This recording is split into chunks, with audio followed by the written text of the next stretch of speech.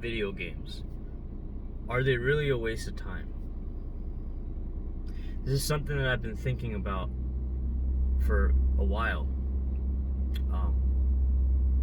And when you're a kid, you don't really think about that. You just want to have fun, and gaming is a lot of fun as well. Even when you become an adult, gaming can still be a very fun activity to do with friends or family or with your kids. It's a very great activity. It's a great experience. But a lot of people also say on the other side that gaming is a waste of time, that it's unproductive, that it's, stupid to do, makes you dumber. It couldn't be further from the truth. In fact, gaming actually improves your cognitive ability, your hand-eye coordination, your teamwork skills, your communication skills, especially when you play online or co-op or split-screen video games.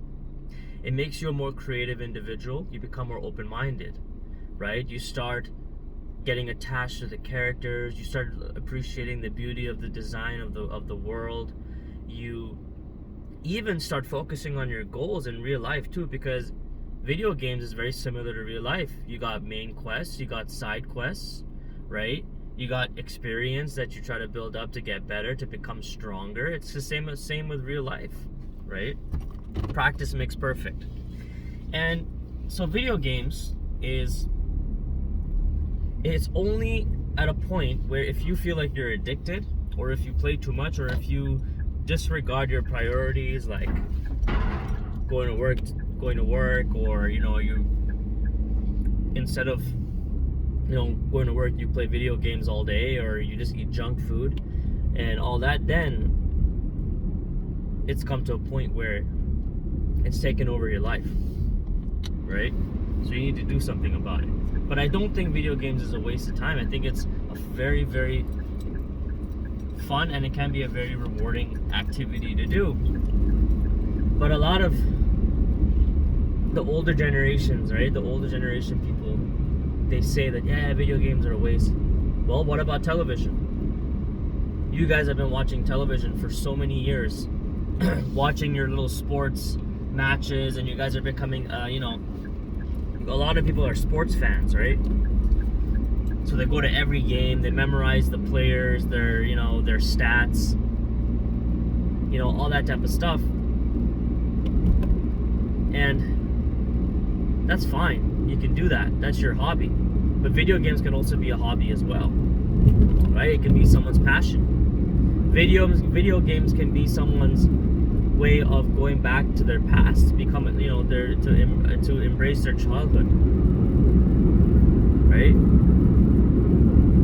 But video games can be addicting, and I'm telling you this from experience. I've been addicted to gaming, especially RPG games, like RuneScape or World of Warcraft. Any of these massive MMORPG games, they can be extremely addictive. So you need to catch yourself when you're at that point, when you're playing these games. You need to step back and be like, whoa, this is actually taking over my life. Like I'm playing this a bit too much. So you gotta start playing it in increments. Use video games as a way of like a reward system, right? When you've done everything you needed to do for the day, you can relax and unwind and play a video game. But don't get me wrong, some video games can add stress to your life, like Dark Souls games or Wukong, right? Or Elden Ring. Those games can really get you angry and make shit worse. So just make sure that you don't overconsume yourself in that, or don't overstress yourself when you play these games, man. Because video games, just like movies, have different genres, right?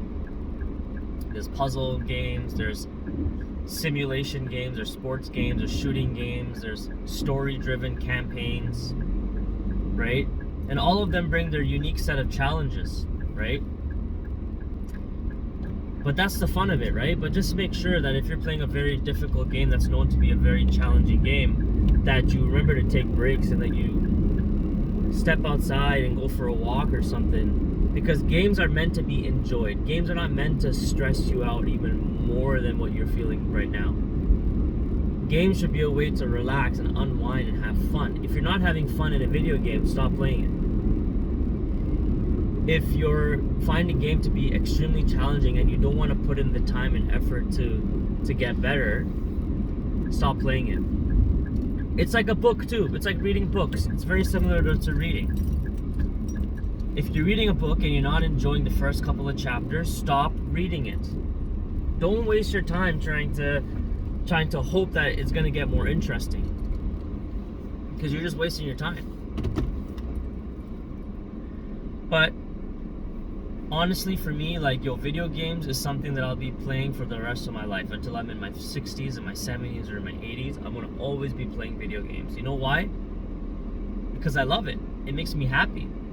It gives me enjoyment. It gives me fun. And especially when I play with friends and stuff online, you know, it's fun to do that once in a while, and it's a great way to connect with people as well that live in another country. Like, maybe you have a brother or a sibling or a friend that lives in the other side of the world, but you guys are still able to connect through a video game and communicate and talk and catch up on, you know, what are you guys up to, and so and have a good sense of enjoyment.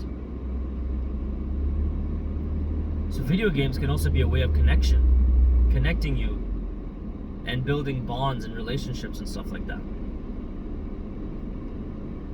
And it's crazy because I don't know if you know Call of Duty Warzone. Call of Duty Warzone is like a battle royale.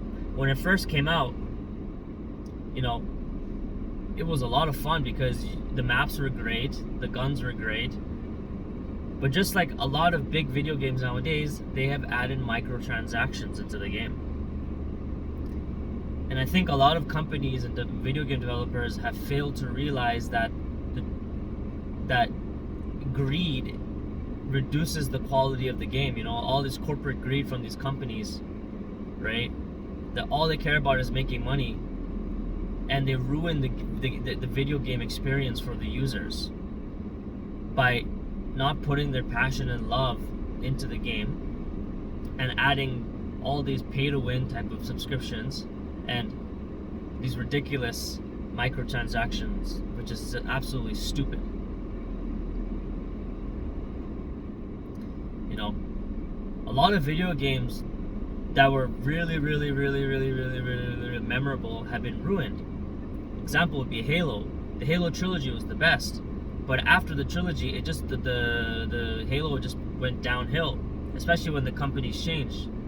It's the same with many other video game industries, where, you know, as the company grew and gained more profit, they got stuck in this greed mindset and thought, you know what? What's the most effective way to get money from the players?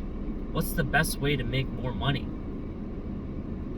But then the developers have forgot that the true essence of video games is through passion and through giving back to the users.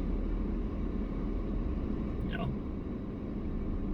And it's really sad to see how the video game industry has become, you know? Games are now like $80, $90, $100, some are even $300 for just one video game, which comes with like DLCs. It's really sad to see how the video game industry has ended, and I feel like it's going to get worse because of AI. Now that AI is so abundant in society, AI is going to have a huge implementation in movies, in music, and in video games as well. So I feel like the level of quality and the level of passion is going to go down. It's not going to go up. And corporate greed is going to get worse. Games are going to still be just as expensive. You know, a lot of games are just going to feel very repetitive. It's been copied off from other games, and you're going to know when you play the game, you're going to sense that it's not catered towards the community. It's not catered towards the true gamer. It's more just catered towards making money. You're going to feel that when you play a game. You're going to know it. We're not stupid. As gamers, we're not stupid. We know when we're being stuffed with fluff and bullshit. We absolutely know this. That's why a lot of people just switch to retro gaming. And I totally understand the situation, because that's where the true fun and true passion and true love and true heart and soul was put into video games. Retro gaming. The original Xbox, the original PS2, PS3, even the Nintendo 64. All those games were beautiful, and there was so much content in those games, and there was so much fun in those games. Nowadays, it's very rare that you replay a video game, you know, again and again and again because you truly enjoy it. You only play it because you just want to finish it and move on to the next video game, right? And it's crazy, you know, a big chunk of my bank account has gone towards video games because of how expensive it's gotten, right?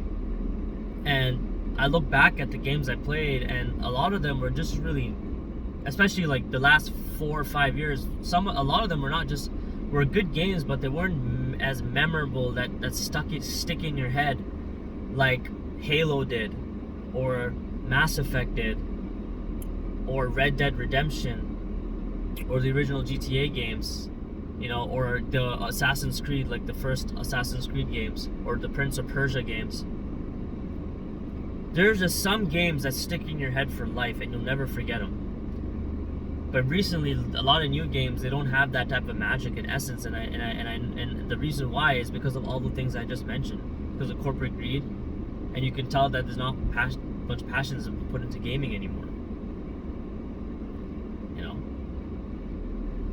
and I will always enjoy the love of gaming. You know, for me, it's a hobby, it's a pastime, it's a passion as well. It's another passion that I have, that I just love gaming. It's just a fun thing to do.